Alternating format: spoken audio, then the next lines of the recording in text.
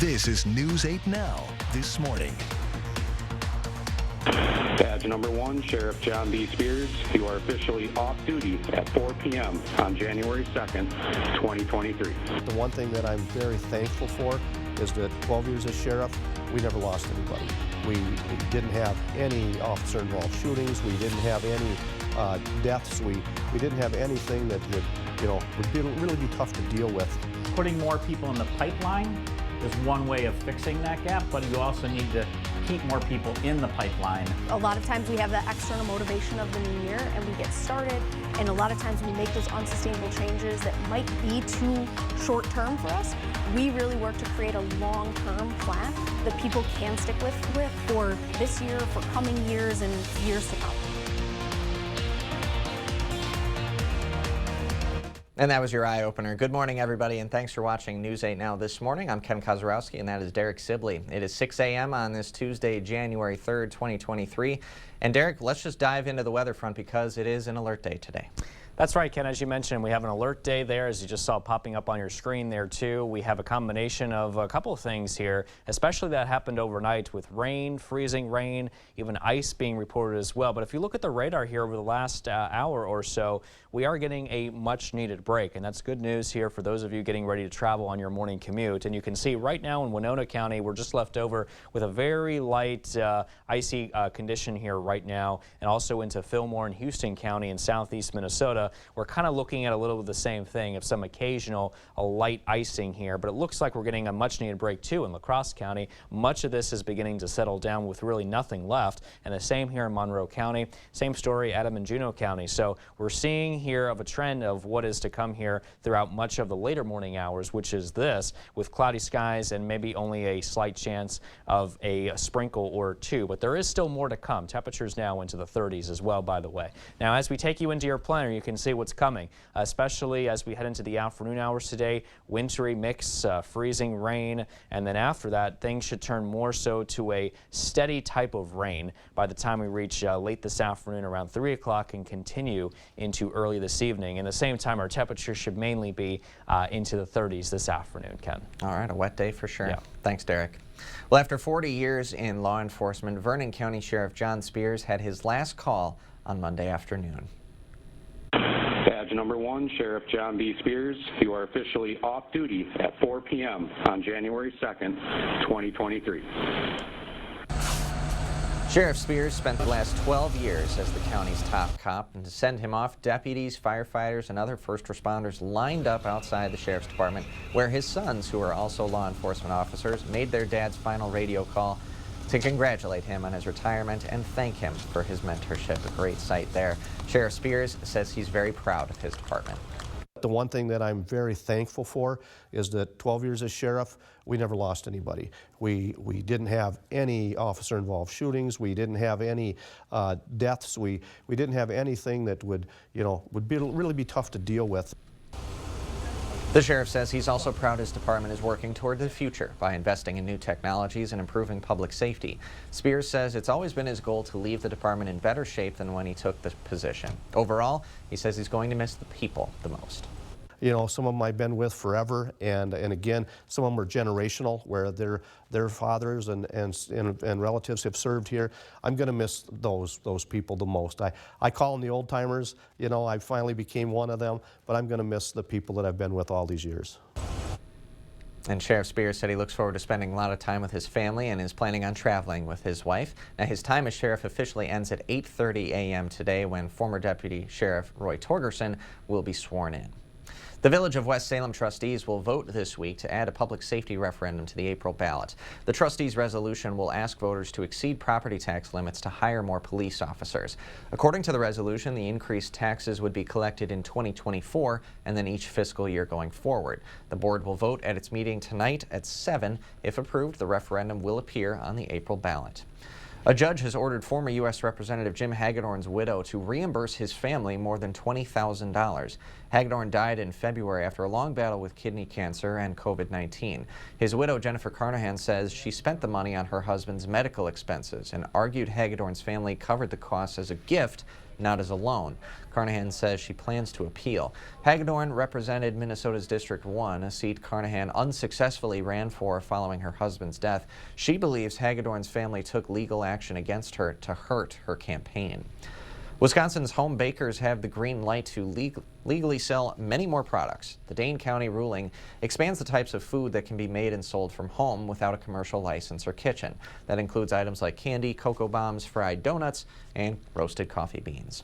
They spend more time with your pet than any other employee at the vet clinic, but many veterinarian technicians have or plan to leave the profession. News 8 Now's Dua Israr spoke to an Onalaska veterinarian who says techs are underpaid, unappreciated, and overworked. Thank you for calling Central Animal Hospital. The first person you meet at the veterinarian's office usually isn't the vet. They're the ones that have probably as much or more hands-on with our patients. It's the person who weighs your animal, checks their heart rate, and keeps them calm until the veterinarian can get in. It definitely has affected how many animals we can care for in a safe and effective manner. Veterinarian technicians are considered an important part of the veterinary clinic, but many are leaving the profession. Career span for many veterinary technicians is somewhere around 5 years. Techs are not the only ones quitting veterinary medicine. Nationwide, the veterinary field is facing a workforce shortage, but the number of students attending some form of veterinary school is increasing. There's never been more applicants to veterinary school than now. Mark Markell, the Dean of Veterinary Medicine at University of Wisconsin-Madison, says staff in veterinary clinics used to work anywhere from 60 to 80 hours. Our new graduates don't want to live that kind of life, so in the end, they're working more normal hours. Central Animal Hospital veterinarian Douglas Kratz says many people quit because they're underpaid and overworked. And I don't think veterinary medicine is any different than any other healthcare field or really any other job that they're with. If you don't feel appreciated, I'm not sure that you're going to stay around. Adding new graduates to the veterinary field is only part of the solution. Putting more people in the pipeline is one way of fixing that gap, but you also need to keep more people in the pipeline. Both Kratt and Markell say one of the answers to this workforce shortage can be simple. Proper utilization, proper appreciation, proper pay for all of these positions is very important. Reporting in Onalaska, Dua Israr, News 8 Now. Thank you, Dua. And the American Association of Veterinary Medicine Colleges put out a statement that says the entire profession needs to have a discussion about creating new roles to ease some of the workload. Experts say the shortage could take at least 10 years to fix. The Coulee Region Humane Society is expanding their resources for people and families who have lost pets. You can now file a lost pet report with the Humane Society online. You can also call to file over the phone. The shelter provides a list of what to do when you lose your pet, and we have a link to that page at news8000.com. Today, the Coulee Recovery Center is holding a treatment resource fair. Between 3 and 6 this afternoon, organizers with connections hope to bridge the gap from addiction to recovery.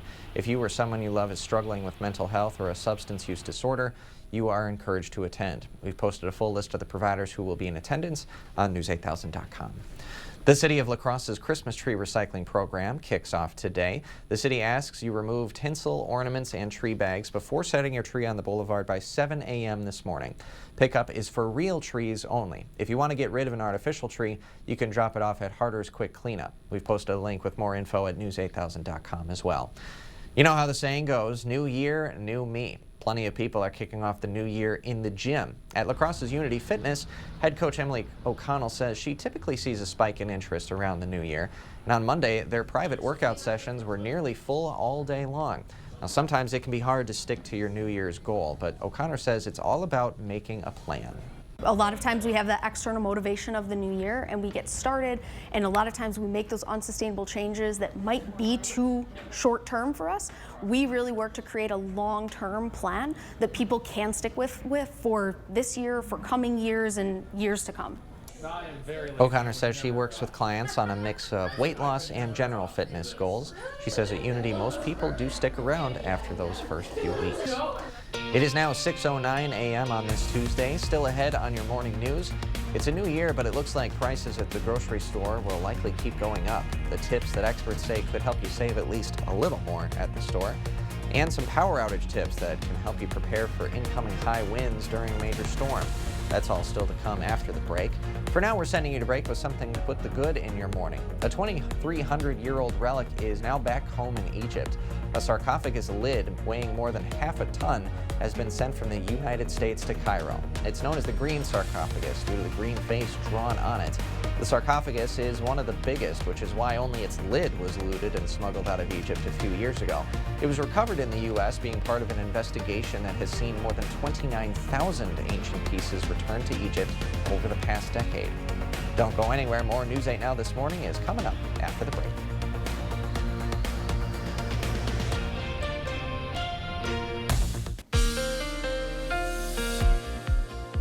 Well, we continue to track the light wintry mix here ongoing across portions of the area. It looks like, though, we are finally getting a much-needed break, especially just west of the Mississippi into Winona County, where we are looking at some isolated freezing rain spots, as well as into portions of Fillmore and also into a little bit here of Houston County. The rest of us, though, are looking dry here at the moment with temperatures into the low to mid-30s, 35 degrees right now in La Crosse. Let's get a check now on your zone forecast, and we'll start with you here in La Crosse County today, as high temperatures will be into those upper 30s, low 40s. Again, watching out for wintry mix and rain here today. Same can be said here south across our southern zones. It'll be about 39 today in Stoddard, and highest temperatures reaching 36 in Arcadia today. Meanwhile, it'll be about 37 if you're in Melrose here this afternoon. Meanwhile, across our north zones, Eau Claire, you're looking at a high of 35. Now for your schoolcast this morning, 33, some freezing rain, very light in some spots, more so on the wintry mix here around the lunch hour, and then that trend continues this afternoon, 36 degrees at the dismissal time. I'll be back with a check on your full weather forecast coming up in just a bit. The Federal Aviation Administration says it has fixed a computer issue that caused flight delays in Florida yesterday. Those delays spread to other major airports, and there were more than 7,000 flight delays around the U.S. yesterday. That's according to FlightAware. According to the USDA's food price outlook, expect food to cost between 3.5% and 4.5% more this year. Experts say a bit of planning can let you keep more cash in your pocket while still enjoying your favorite items on the menu. They say checking your inventory at home will help you buy what you need rather than what you're tempted to buy.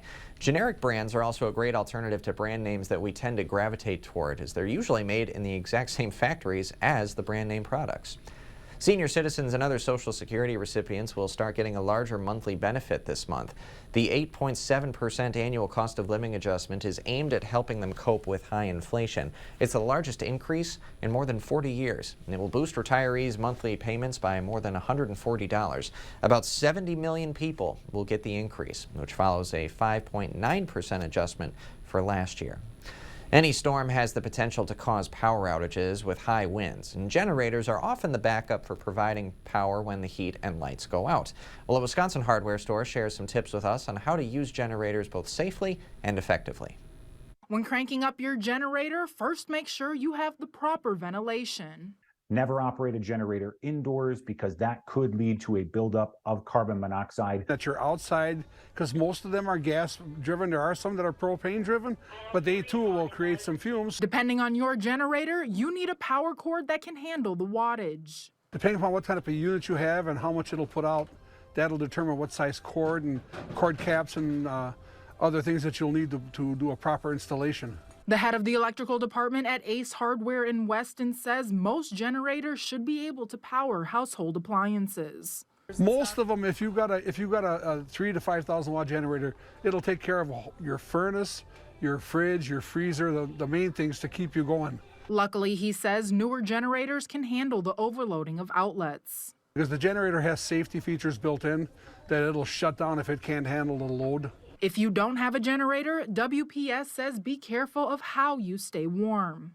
We always would strongly urge customers to never use an oven to heat your home. Not only is it an inefficient way to do so, it's also very dangerous. It could lead to a hazardous situation, could lead to a buildup of carbon monoxide inside your home.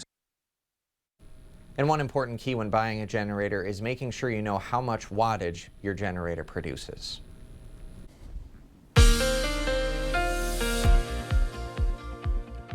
Well, we continue to track the icy and wintry weather conditions across the Coulee region this morning, but it looks like a lot of this is beginning to wind down, and you can see here across Winona County and also down south into Houston, as well as Fillmore County back towards the west over southeast Minnesota. We are just looking at some occasional light but spotty freezing rain, but the rest of us here are just looking dry, quiet, but overall very cloudy. There is more to come here, positioned just off to the south of us, associated with this very strong low pressure system. And we're on the north side here along this warm front, and that's why we're kind of looking at more so of a wintry mix. Meanwhile, down to the south, our friends here across the southern U.S. are getting slammed by heavy rain and also some very significant severe weather for them. But meanwhile, again, here, as I mentioned, we're on the north side of this disturbance, so we are looking at even some freeze warnings here across portions of northern Iowa, as well as into portions of southern Minnesota and back to the west across portions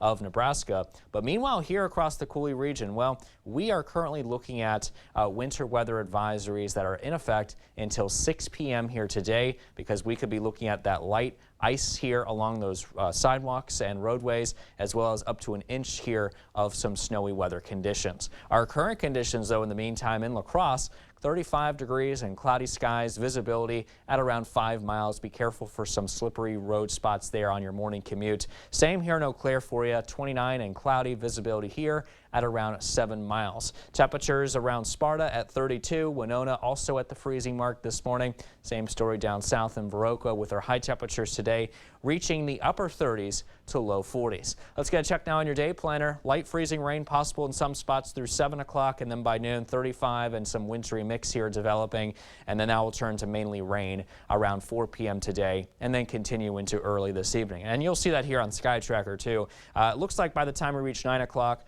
a lot of this here coming to a close here between around now and 9 o'clock, so we'll get that break. But then by 1 o'clock, we start to see another round move in the form of rain and snow across much of the area. By 6 p.m. this evening, a lot of this should move towards the north, and then we'll see another round of snow here developing to the west, with some of this mixing with rain here at times by this evening, and then that will continue to pivot its way east across the area with more snow here back focused towards the north around 2 o'clock this morning. The rest of us look dry, but by tomorrow morning, around that morning commute, we can expect snow to start falling in some spots and then turning more widespread by late tomorrow morning and also into the afternoon hours tomorrow. Things do look snowy across lots of the area, with temperatures being allowed to cool down there into those low 30s, making it more of a wet snow potential.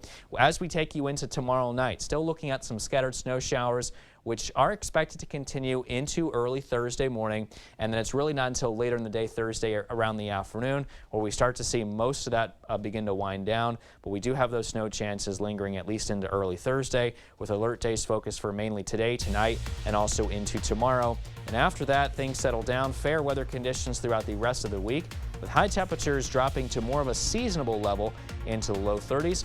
Those low temperatures are also going to cool down here behind that storm system. We're expecting lows to drop into the teens here late this work week and also into the weekend.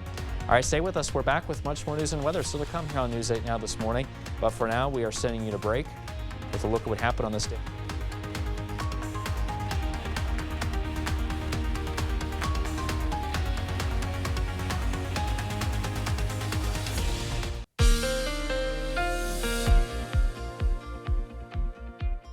Well, we continue to watch this winter storm producing lots of winter weather advisories here across the area. Let's take a look at the latest radar picture, though, and you can see over the last hour or so, a lot of this, though, is coming to a close. All right, so current temperatures across the area, mainly into those low to mid 30s, 35 degrees currently in La Crosse. Let's get checked now on your dog walking conditions. Rain and freezing rain here this morning, turning more of a wintry mix, so be careful out there. There could be some slippery sidewalks here for you and your furry friend this afternoon. And then we will be looking at more of a cold rain developing as we get closer to the late afternoon, also into the evening hours. Stay tuned. We'll have a check on your commute forecast. That'll be next in weather. Welcome to the Morning Blitz. A few weeks ago, the Packers season seemed to be over. The team was 4-8 and nothing was going Green Bay's way. But here we are going into week 18, and the Packers control their own destiny. A win over Detroit on Sunday would mean a shot at the playoffs. The game has officially been flexed to Sunday Night Football as it's a win and you're in scenario. Detroit can still make the playoffs, but they'll need a win and they'll need the Seahawks to lose. For the Pack, they just need a win. The team's had flashes of success and they put all the pieces together when it's mattered most. That's what you're supposed to do when you're in playoff mode, something the Packers have been in for 4 straight games. We're gonna have a good story to tell, you know what I'm saying? But we gotta finish it. If we finish this, you know what I'm saying, finish this week, and then now it's 0-0, you know what I'm saying? But we've been in playoff mode for a while, and we gotta continue it going this week. Sometimes you gotta fool yourself a little bit into believing a little bit more. But I definitely had faith. I was gonna go down scrapping, for sure. This is what it's all about, a Sunday night football game in Lambeau with a playoff spot on the line. The last time these two teams played was in early November. Detroit won 15-9, but the Packers defense has really stepped up these last 4 wins, and they have a good chance at shutting down a good Detroit Lions offense. Now, offensively, they've had a good game plan running the ball with Aaron Jones and A.J. Dillon, controlling the clock and letting Rodgers take a shot downfield when there's a chance. The pieces are there. Now they just have to execute. We'll have more on this game later this week. That'll do it for the Blitz. We'll see you tonight.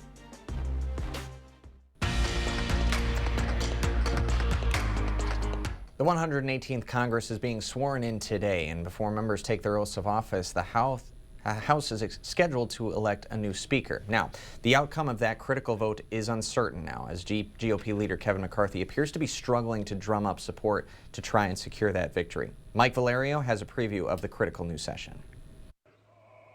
A new Congress is getting underway, marking a historic and uncertain new session. For the newly Republican-led House, a key vote Tuesday about who will be the next speaker. Let me be clear.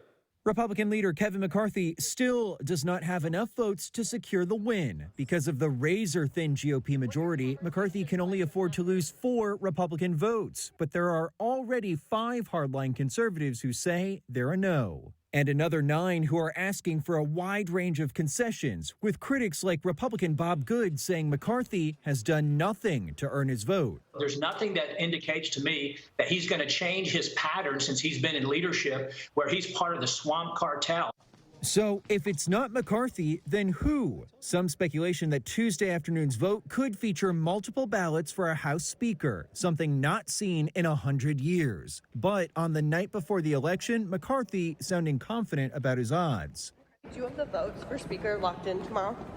I think we're going to have a good day tomorrow.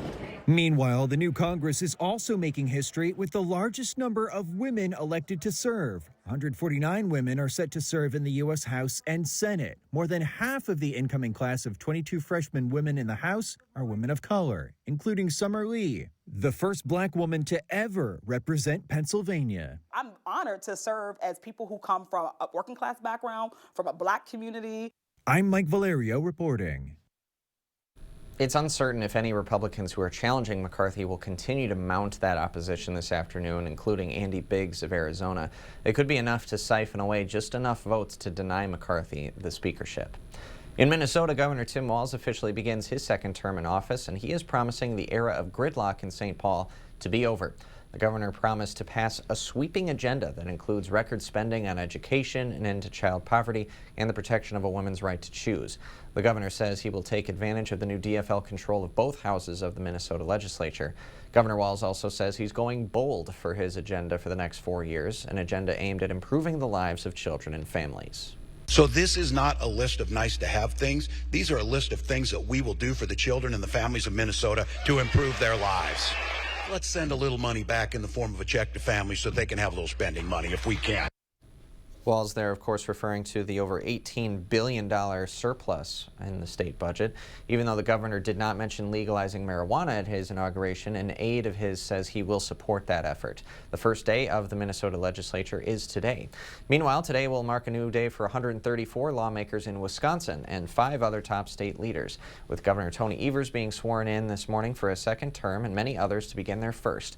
Nearly a quarter of the state assembly is turning over, with 24 new members to be sworn in. On the Senate side of things, just 7 new senators will take their oath of office. One of those brand new legislators is Melissa Ratcliffe. She says there's a lot of preparation for new legislators leading up to this inauguration day. I've had a lot of outreach from my colleagues, my Democratic colleagues, about what to expect and always being available if I do have questions too. The paralegal is holding plenty of open office hours going into Inauguration Day and expects to work across the aisle with Republicans on issues like shared revenue and rural broadband. Coming into Monday night, the Cincinnati Bengals and Buffalo Bills game was slated as a heavyweight matchup, two of the best teams in the AFC, if not the NFL. But in an instant, the game no longer mattered as a player for the Buffalo Bills collapsed in a medical emergency that required CPR on the field. CBS's Jared Hill has the story, and we want to warn you, the video of the play may be tough to watch. In a video that is tough to watch, you see Buffalo Bills defender Damar Hamlin collide with a Cincinnati Bengals player during Monday Night Football. He got up, then collapsed just seconds later. The Bills confirmed overnight the 24-year-old safety suffered cardiac arrest. His heartbeat restored on the field after receiving CPR. Players left visibly shaken. Spectators stunned. It's just scary, to see someone go down like that. Dozens of Bills and Bengals fans gathered outside the University of Cincinnati Medical Center where Hamlin was taken. My grandson wanted to come down. We're avid sports fan, Bengals fan, and he just said, can we go, down and pray. The hit happened in the first quarter of a critical game when Hamlin was tackling Bengals receiver T. Higgins. Higgins among the throngs of teams, players, and fans sending prayers and love to Hamlin and his family. More than an hour after the incident, the NFL announced the game was postponed indefinitely. Life's more important than a game, and people are more important than the game, and it just happened. I hope he's okay. This is Damar Hamlin's second year in the league. The Bills drafted him after a successful football career at the University of Pittsburgh. The Bills say the 24-year-old Hamlin is currently sedated and listed in critical condition. In the meantime, South Dakota's 6 public universities plan to offer in-state tuition rates to students from Wisconsin and Illinois by next fall. The South Dakota Advantage Plan has until now offered in-state tuition to students from the likes of Colorado, Iowa, Montana, Nebraska, North Dakota, and Wyoming. The Argus Leader reported last week that the Board of Regents voted to add Wisconsin and Illinois to the list earlier this month. Officials at South Dakota's universities say the move should boost enrollment and lead to more graduates remaining in South Dakota. A new piece of NBA history has a connection to Milwaukee you might not expect. Here's a first-hand look at how the Kia NBA MVP award is being made in the Cream City.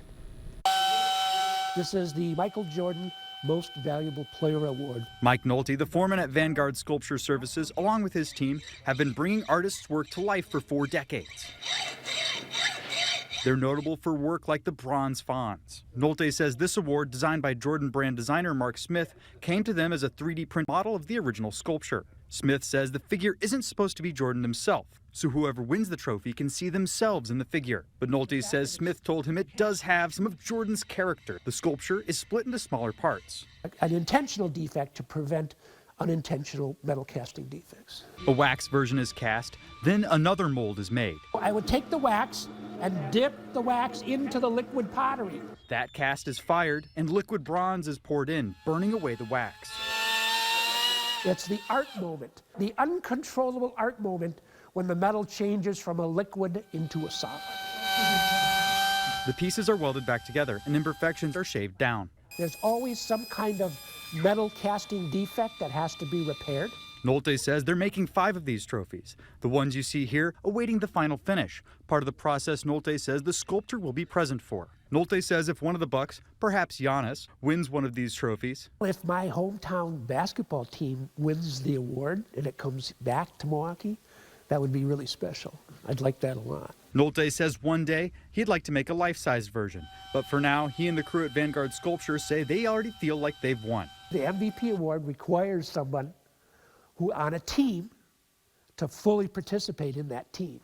So that's what we try to do here.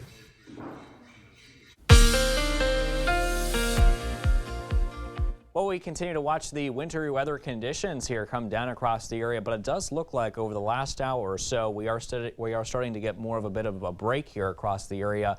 even though we did have a lot of this move through here overnight. 32 degrees is the temperature in Winona now. It's 35 in La Crosse currently, but much colder to the north in Eau Claire. You're currently at 29 degrees. Here's a look at the forecast for the rest of the day. We're going to go from freezing rain that we saw here early this morning to more of a wintry type of mix here later in the day, with a high of about 40 in La Crosse and east-northeast winds at 10 to 20. Now for tonight, we dropped down to 31 degrees. The rain that we see will turn more towards a snowy type of event here, especially late, and east-southeast winds at 5 to 10.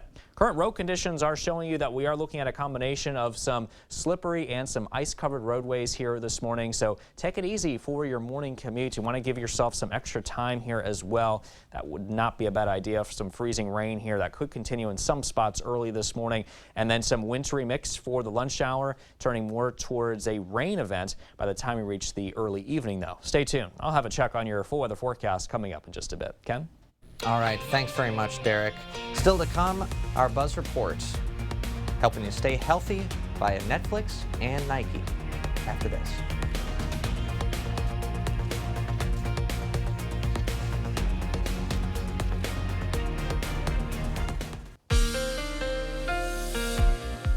Well, good morning, everyone. We continue to watch the wintry weather conditions come down across the Coulee region. But if you look at the radar here over the last hour, it looks like we're getting a bit of a break here, especially where we did see some heavy icy accumulations in some spots around our western zones. This does include Winona County, where we are looking at some occasional light icing going on here, as well as into Fillmore and Houston County, where we're seeing a combination of rain and or cold or freezing rain moving through. Now, the rest of us, though, are looking just mainly cloudy with temperatures in the 30s, and we'll get to those temperatures in just a second. But I do want to widen out the view first to show you this very broad area of low pressure, which continues to influence our weather. In fact, you can see that warm front here just off to the south of us, and out ahead of it, we're looking at that wintry mix of rain, ice, and snow. Meanwhile, to the south end of this low, we are looking at a very significant severe weather outbreak here ongoing across the south, and lots of heavy rain here associated with this system out ahead of its cold front. But meanwhile, here again, we're on the north side of the system, where we are under these winter weather alerts in the form of some ice storm warnings, as you can see across portions of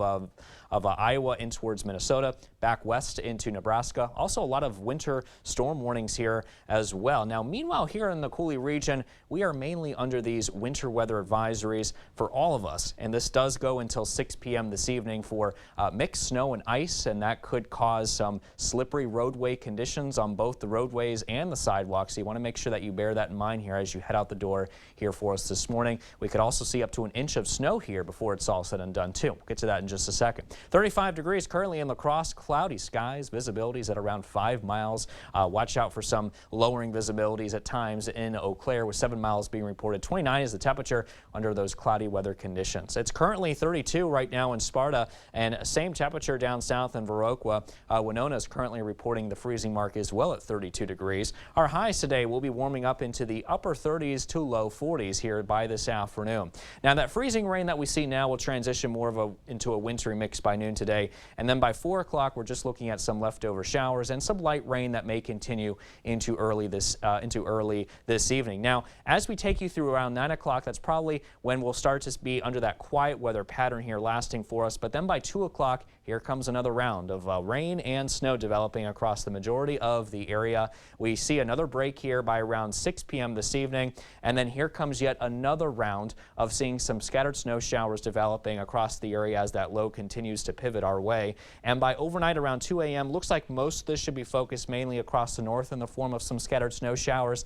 By 6 a.m. tomorrow, you'll start to notice more of scattered snow showers and then becoming more widespread as we head towards later tomorrow morning into the early afternoon hours. By around 5 p.m. tomorrow, so right as we hit that evening commute, a lot of us will be dealing with some scattered snow showers developing across the Coulee region, and more of the same can be said here as we head into tomorrow night and also into early Thursday morning. Still looking at some scattered snow showers that could once again affect your morning commute for early Thursday. So something that we'll be monitoring here for you over these next couple of days. And as a matter of fact, you can see that we have those alert days in effect today, tonight, and also into tomorrow. We'll be looking at some leftover scattered snow showers for early Thursday morning, but after that, cloudy skies and mild temperatures with a high of 35 for for the rest of the day. Now, as we take you into Friday and also into this weekend, we'll be looking at pretty much fair weather conditions with high temperatures in the low 30s. That should last us into early next week as well. Notice our low temperatures also lowering here behind that system into the teens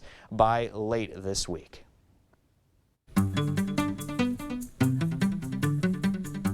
On New Year's Day, Rolling Stone published its list of the greatest 200 singers of all time, and there is an uproar over one name absent from the list, Celine Dion. The list includes artists such as Aretha Franklin to Rosalia to many others known for their iconic voices, but there's been disagreement on social media for Dion being left out, and she wasn't the only notable artist excluded. Dionne Warwick, Diana Ross, and Sting were among a few others that were not included. I'm curious, what are you doing? Nothing. You're doing something. I am not. You are. I am not. You are. Ozma Thomas plays a young Lady Agatha Danbury in the upcoming Bridgerton prequel, Queen Charlotte, A Bridgerton Story. The series will follow Queen Charlotte's rise to power after marrying King George and Lady Danbury's move into the society set. 8 episodes of Queen Charlotte, A Bridgerton Story will be released sometime this year. If you have New Year's fitness goals, Netflix has you covered. The streamer has partnered with Nike to launch a batch of 46 workout videos available right now for your binging pleasure. Videos from Nike's Training Club app include fitness basics, some yoga, and high-intensity interval training. Most of them, no equipment needed. And Game of Thrones writer George R.R. Martin says HBO Max is slow-rolling his newest fantasy shows. In his latest blog post, Martin says in part, quote, "All the changes at HBO have impacted us certainly," adding a few of his shows in development are shelved for now and none are greenlit. In 2022, HBO merged with Discovery, leading to cost-cutting and a slimmed-down slate of shows. Martin currently has at least 6 shows in development, including a Jon Snow spin-off starring Kit Harington. Time is now 6:47, and we are heading to break with today's Look Who's 8, Derek. Yeah, that's right, Ken. We got a couple of them here today. Our first one is to Liam, who is turning 8 today. Now, he loves farming, Legos, and playing in the snow. We have another young man turning 8. Happy 8th birthday to Nathan. He also loves to farm and loves everything that involves being outdoors. Well, if you know a special someone turning 8 months, 8 years, 18, 80, or 88 years old soon, we'd love to feature them. Absolutely. Just upload their photo to our website, news8000.com. Look for the Submit Pictures button under the Home tab on our website. Stay with us. We have everything you need to know today in 5 minutes or less. Your morning news now is coming up next. It is 6:51 a.m. Time for your morning news now. After 40 years in law enforcement, Vernon County Sheriff John Spears had his last call on Monday afternoon. Badge number 1, Sheriff John B. Spears, you are officially off duty at 4 p.m. on January 2nd, 2023. Sheriff Spears spent the last 12 years as the county's top cop. To send him off, deputies, firefighters, and other first responders lined up outside the sheriff's department where his sons, who are also law enforcement officers, made their dad's final radio call to congratulate him on his retirement and thank him for his mentorship. What a great sight there. Sheriff Spears says he's very proud of his department. The one thing that I'm very thankful for is that 12 years as sheriff, we never lost anybody. We didn't have any officer-involved shootings. We didn't have any deaths. We didn't have anything that would really be tough to deal with. The sheriff says he's also proud his department is working toward the future by investing in new technologies and improving public safety. Spears says it's always been his goal to leave the department in better shape than when he took the sheriff's position. Overall, he says he's going to miss the people the most. You know, some of them I've been with forever, and again, some of them are generational, where their fathers and relatives have served here. I'm going to miss those people the most. I call them the old timers. You know, I finally became one of them, but I'm going to miss the people that I've been with all these years. Sheriff Spears is looking forward to spending lots of time with his family, and he's planning on doing a lot of traveling with his wife. His time as sheriff officially ends at 8:30 a.m. today when incoming Sheriff Roy Torgerson is sworn in. The Village of West Salem trustees will vote this week to add a public safety referendum to the April ballot. The trustees' resolution will ask voters to exceed property tax limits to hire more police officers. According to that resolution, the increased taxes would be collected in 2024 and then each fiscal year going forward. The board will vote at its meeting tonight at 7, and if approved, the referendum will appear on the April ballot. If you plan on taking your pets to your vet's office, you may have to wait. Many clinics are understaffed because of a workforce shortage. Central Animal Hospital veterinarian Douglas Kratz says it may take up to 10 years to fix this workforce shortage. He says many vet technicians don't feel appreciated. As the demand for veterinarians increased, more students are attending veterinary school. In the past 4 years, UW-Madison increased its veterinary class size by 20%. Dr. Kratz says that's not enough. Putting more people in the pipeline is one way of fixing that gap, but you also need to keep more people in the pipeline. Veterinary technicians have one of the highest turnover rates. Many vet techs quit after 5 years because of little pay and the long hours. Kratz says this is an issue that can't be fixed on an individual scale. It's something the entire veterinary field needs to work on. In the meantime, the Cooley Region Humane Society is expanding their resources for people and families who have lost pets. You can now file a lost pet report with the Humane Society online. You can also call to file over the phone. The shelter provides a list of what to do when you lose your pet, and we have a link to that page on our website, news8000.com. You know how the saying goes, new year, new me. Plenty of people are kicking off the new year in the gym. At La Crosse's Unity Fitness, head coach Emily O'Connor says she typically sees a spike in interest around the new year. And on Monday, actually, their private workout sessions were nearly full all day long. Sometimes it can be hard to stick to your New Year's goal, but O'Connor says it's all about making an actionable plan. A lot of times we have that external motivation of the new year and we get started, and a lot of times we make those unsustainable changes that might be too short term for us. We really work to create a long-term plan that people can stick with for this year, for coming years and years to come. O'Connor says she works with clients on a mix of weight loss and general fitness goals. She says at Unity, most people actually do stick around after the first few weeks. And the City of La Crosse's Christmas tree recycling program kicks off today. The city asks you to remove tinsel, ornaments, and tree bags before setting your tree on the boulevard by 7 a.m. this morning. Pickup is for real trees only. If you want to get rid of an artificial tree you've got, you can drop it off at Harder's Quick Cleanup. We posted a link with more information at news8000.com. Well, as you head out the door this morning, Ken, it looks like you have that wintry mix still ongoing across portions of the area. I think it's going to be more so towards the late afternoon to those early evening hours between around 5 to around 7 o'clock, where we start to be looking at more of a all transition to full-on just rain showers. But, you know, watch out for some of those slippery roadway conditions, up to 2/10 of an inch of ice, maybe up to an inch of snow here, because we are expecting that especially into tomorrow. Okay. Some snow. And we've already been noticing some delays and school closures today. Of course, we'll have that up on our screen and our website as well, news8000.com. So don't forget to keep up with the news of the day and the weather of the day on our website. And we will, of course, have the latest updates to today's top stories on News 8 now at noon. The First Warn weather app is going to be a very handy tool for you today as well, especially in the overnight hours and around drive time for your evening commute. So be careful out there. That's Derek Sibley. I'm Ken Kozorowski. Thanks for watching News 8 Now this morning, and have a wonderful rest of your Tuesday.